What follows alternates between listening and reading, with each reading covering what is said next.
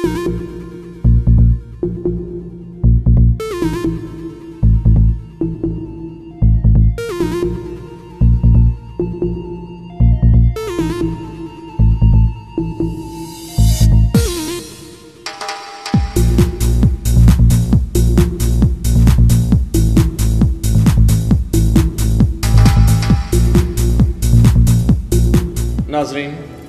आप सबको प्रोग्राम लोग पूछते हैं मैं खुश आमदीद कहता हूँ, वेरी वेलकम।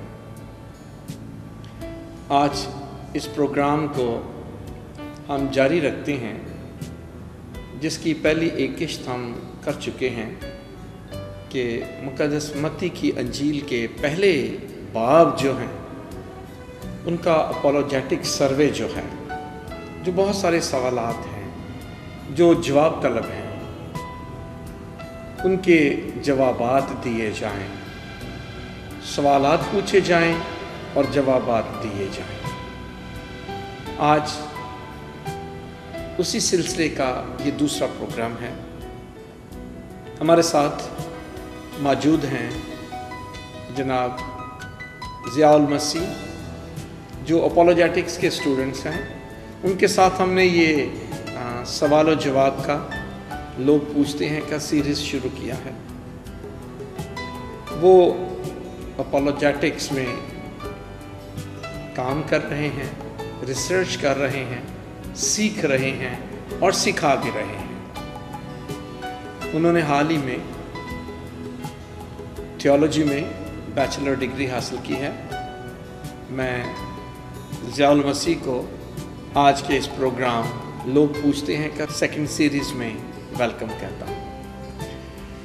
ज़िया, सबसे पहले तो मैं आपको मुबारकबाद देता हूँ कि आपने थियोलॉजी में अपनी बैचलर डिग्री अपने लोग पूछते हैं कि फोरम पर दोबारा मदऊ करने के लिए और मत्ती की अंजील के चैप्टर 2 पर दोबारा से बात करने के लिए, दोबारा से मदऊ करने के लिए मैं आपका शुक्रगुज़ार हूँ। और ख़ास तौर पर कैथलिक टीवी की सारी टीम को जो बड़ी मेहनत से मुख्तलिफ़ प्रोग्रामों को मसीही कलीसिया के लिए पेश कर रही है, इसके लिए भी मैं आपको मुबारकबाद देना चाहता हूँ। Thank you. मैंने अपनी बैचलर की डिग्री ट्रिनिटी बिब्लिकल यूनिवर्सिटी से कंप्लीट की है और खुदा का शुक्र है कि इस तालीम में और समझने समझाने के इस काम में मज़ीद खुदा हमें बढ़ाएगा।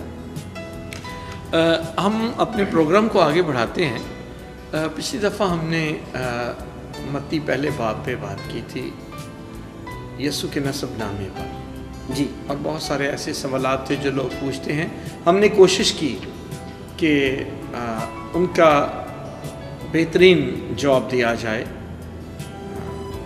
हम इल्म कुल तो नहीं हैं, लेकिन जितना भी गहराई में जाकर हमने रिसर्च की है, हमने कोशिश की है कि मत्ती पहले बाब में जो नस्ब नामा है उसकी ज़्यादा से ज़्यादा एक्सप्लेनेशन दी जाए, तफसील दी जाए, तफसीर दी जाए, ताकि लोग उसको बेहतर समझ सकें, ताकि वो क्वेश्चंस, वो सवालात जो लोग पूछते हैं हम उनका जवाब दे सकें। बिल्कुल।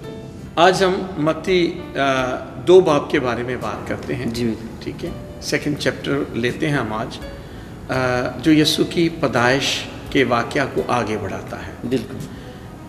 यहाँ पे जो अक्सर लोग सवाल पूछते हैं कि लिखा है कि जब यीशु की पैदाइश हुई तो हेरोदिस बादशाह था। हालांकि तारीख़ में उसको गवर्नर कहा जाता है कि वो सूबे का गवर्नर था, बादशाह नहीं था। जी, तो लोग पूछते हैं उसको फिर बादशाह क्यों कहा गया? जी, फादर मोरस जलाल साहब, आपने बहुत अच्छा सवाल पूछा है, जो कि मुक़द्दस मत्ती रसूल के अंजीली बयान के दूसरे चैप्टर के शुरू में ही ऐसा पूछा जाता है। बेशक अगर तारीख़ी लिहाज से देखा जाए तो हेरोदिस जो था वो यहूदिया के सूबे का गवर्नर था, लेकिन कैसर अगस्तस जो कि रूमी सल्तनत का कैसर था और रूमी सल्तनत का शहनशाह था, उसी ने हेरोदिस को यहूदियों के बादशाह होने का लक़ब दिया था। और इसीलिए हेरोदिस जो था वो अपने इसी लक़ब से जाना और पहचाना जाता था और लोग उसे इसी लक़ब से मानते थे।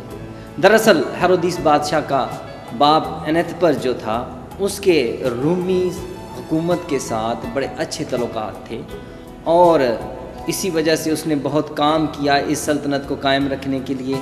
और अपने बाप एनेतपर की वजह से ही हेरोदिस जो था वो यहूदिया का गवर्नर होने के लिए चुना गया, क्योंकि जब पारथी कौम ने फ़लस्तीन पर और यहूदिया पर हमला करके यहाँ पर हाशमुनी ख़ानदान जो कि खालस यहूदी ख़ानदान था उसको इसके तख्त पर बैठा दिया, तो रूमी सल्तनत को इसके लिए एक चैलेंज का सामना था कि वो दोबारा से इस इलाके पर अपनी हुकूमत को मुसल्लत करें। लिहाजा उन्होंने कठपुतली जो सूबे का गवर्नर जो था उसे लेके आए, जो कि अदूमी नस्ल से था और उसकी माँ यहूदी थी, और वो था हेरोदिस बादशाह। लिहाजा उन्होंने हेरोदिस को उस इलाके का गवर्नर मुकर्रर किया और बाद में उसे यहूदियों का लक़ब दे दिया, ताकि यहूदी कौम ये महसूस करे कि ये बंदा हम में से है और वो उसे कबूल करें। ऐसी स्ट्रेटजीज़ आप समझते हैं कि बैनुल-अक़वामी तौर पर आज भी ऐसी स्ट्रेटजीज़ लगाई जाती हैं कि किसी उसी कौम के शख्स को वहाँ पर बादशाह बनाकर उसे कठपुतली के तौर पर इस्तेमाल किया जाता है। लिहाजा हेरोदिस का किरदार भी ऐसा था, लेकिन ऐसी बात नहीं है कि यहूदियों के बादशाह के तौर पर उसे कोई उस वक़्त जानता नहीं था।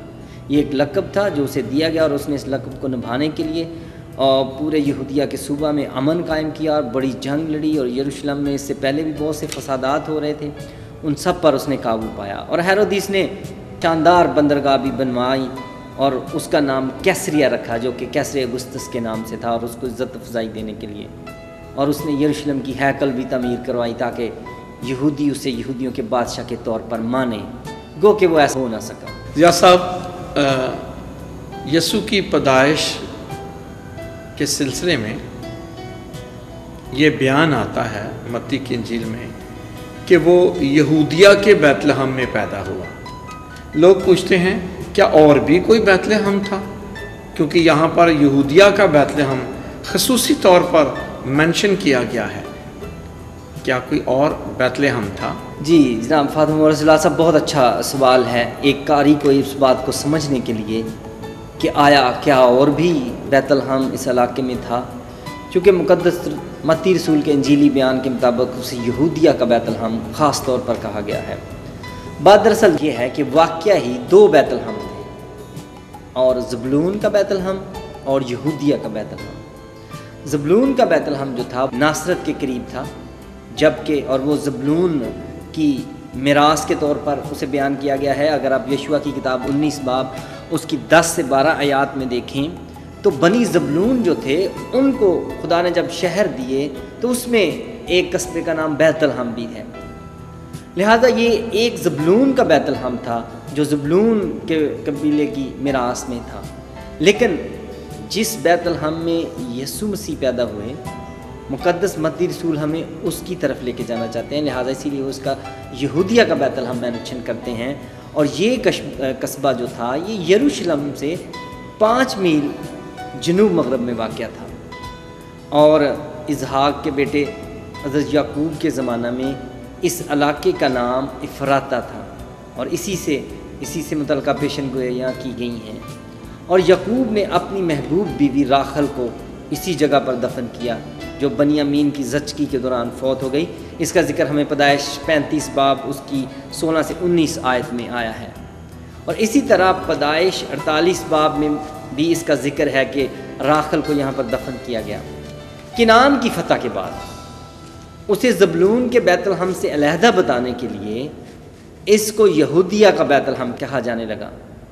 और एक ख़ास बात कि ये वही बैतलहम है जो रूत के खामन बोएज़ का भी गांव था। अगर आप रूत की पहला बाब उसकी 1 से 2 आयत में देखें तो आपको पता चलेगा कि ये बोएज़ का भी गांव यही था। और फिर दाऊद नबी इसी गांव के थे, और इसीलिए और यहीं पर वो अपने बाप यस्सी की भेड़ बकरियां चराया करते और सैमुअल नबी को मिला करते थे। और इसी जगह पर इन्हीं चरागाहों में जब वो भेड़ बकरियां चराया करते थे तो सैमुअल नबी ने दाऊद को बादशाह होने के लिए मस्सा किया। और इसका जिक्र हमें पहला सैमुअल 17 बाब उसकी 12 से 16 आयत में मरकूम मिलता है। इसीलिए लूका ने अपने दूसरे बाब में اس کی